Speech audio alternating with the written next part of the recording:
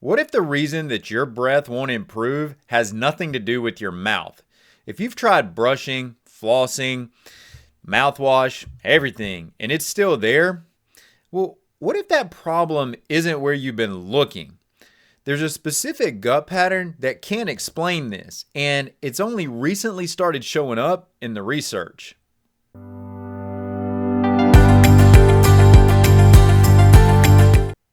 If you've been battling bad breath that just refuses to go away, and you feel like you're at your wit's end because you've tried everything, brushing, flossing, tongue scraping, different mouth rinses, different supplements, you name it, and it all comes up short, you're still dealing with bad breath, that observation matters, and we need to be paying attention to that because some bad breath doesn't come directly from the mouth. And that's a distinction that you want to acknowledge because it changes everything if you want to get to what the root cause here is. Worth noting is that in the last year, research has started to make some pretty important connections for those that are struggling with persistent, unexplained halitosis, aka bad breath. And it all boils down to what's happening in the gut, and more specifically, SIBO, small intestinal bacterial overgrowth. Now, before we get started, allow me to introduce myself. I'm Dr. Arland Hill. I'm both a clinician and a rancher. And that means I can see the connections between the food and the physiology looking at these every day, day in and day out. But today, I'm going to help you understand, based on my experience of working with folks every day, why your digestion is breaking down and how it's affecting what's going on in your mouth. Let's begin talking about today the difference between oral bad breath and extraoral bad breath, meaning bad breath that is originating somewhere outside of the mouth. Now, to be fair to this conversation, most bad breath is oral, and common sources, for example, coatings on the tongue, microbial imbalances in the mouth, gum disease, dental infections, these are all potential causes. But there is a second category that if you're struggling with bad breath and you're not familiar with this one, it may be a complete game changer, especially if you've done the oral dental route and you're still running up against bad breath. This is called extraoral halitosis, essentially bad breath that originates outside of your mouth. And differences in odor in the mouth can be a telltale sign here. If you acknowledge that these odors are coming from a different environment. Remember, they're originating from inside of the body. They're not from the teeth, they're not from the gums, they're not from the tongue. So one thing to just clearly point out here is that this is really a conversation today for those individuals where dental work didn't help. You tried all the things that should have improved your oral hygiene and it didn't help either. You're still feeling stuck with bad breath. If that sounds like you, you're likely in a different category. And this is where, especially if you're a person that's got GI symptoms that overlap what we're talking about with your bad breath, that digestion is becoming more relevant for you. Maybe you've noticed some indicators that your digestion is not balanced out. This is for you. This is where you need to lock in that this extraoral halitosis, extraoral bad breath, could be what you've been trying to dig into and get better answers around. Now, you may think that with bad breath, you want to avoid or ignore that smell altogether, but the smell actually does matter. And that's one of the things that most individuals that's not shared with them. Most individuals don't understand that there can be differences in these smells, is that not all bad breath is equally the same. Granted, most of us aren't going out of our way to try to smell bad breath. We want to not have to deal with that. But understand that not all bad breath is the same problem. So, for example, if you can identify with, say, for example, a sulfur style smell, maybe that rotten egg smell, or contrast that against more of a chemical type smell or a foul burp. We, as adults, you kind of probably have had some experience somewhere through your life that tells you how these smells would be different. But the thing to note about these is that if these are paired with bloating, excess gas, distension of the abdomen, and all of this is occurring very shortly after eating, that is a clue. And you need to cue into that because that is potentially telling you where to go next.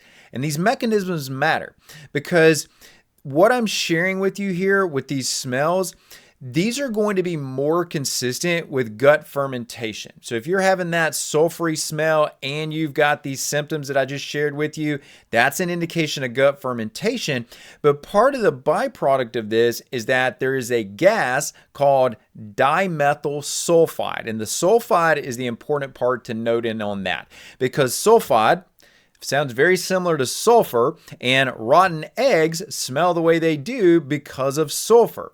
So if there's that foul-smelling rotten egg sulfur-based smell and you've got these symptoms, this very well could be what you're looking at. And these don't necessarily stay in the mouth, right? That's the whole point of this video, is that when these gases are produced, this dimethylsulfide, it goes into circulation and it can exit through the lungs, and that means you're going to excrete it. You're going to exhale that, and you're going to smell that on your breath. And this is also why when you start to look at some of the more common solutions, things like mouthwash. Mouthwashes are not going to touch this because the origin is in the gut. Tongue scraping doesn't fix it because the origin of the problem is not sitting on the tongue. And many times, dental work, because that's centralized in the mouth, may not get to this either. Great for those more specific oral origination points, but that's not what we're talking about today. You're outside of that. And if you've been dealing with those things, now you can see that that was potentially treating the wrong endpoint for you. So here's the key to this. You have to reframe how you're thinking about your bad breath. You have to stop treating bad breath like it's a mouth problem. And you want to pay attention to the type of smell that you're exuding. Be mindful of that. You're trying to run from the bad breath. I get it. But you need to be cognizant of what is that inherent smell and what clue does that give you. And also notice when it shows up. Does it vary in timing and intensity? And does that seem to align with other symptoms that you may be having, like bloating, excess gas, or any of those other symptoms that I mentioned that can show up very shortly after eating? Those types of patterns are important and they absolutely matter. And my point here is that you just have to pay attention to when there's this overlap, because that is very important, and that could just be the hallmark indicator to tell you, yes, I need to figure this out. This is my cause. But you can also go deeper than this, and this is really where I would suggest the next action item needs to be for you, because I've given you information to work with, but how do you make sure that this is actually the scenario that's playing out for you? Well, the answer to that is that you test your gut. You actually look at a definitive objective test to tell you if the yes or no you have SIBO. So that way you're not guessing, you're not just tossing supplements at this, but you are actually confirming with a breath test or with a stool test. And we won't get into the nuances of those things here, but you need some type of assessment from an individual who can understand how to interpret that to tell you yes or no, I have SIBO. Breath tests are considered more or less the conventional way of looking for SIBO. But point is that it's going to actually tell you whether you have this issue or not. And this doesn't mean that everyone that has bad breath has SIBO, so don't take that away from what I'm saying to you here. But what it does mean is that if you've been struggling with overcoming bad breath and you're ignoring the feedback that your gut is trying to give you, frankly, you're just wasting time at this point.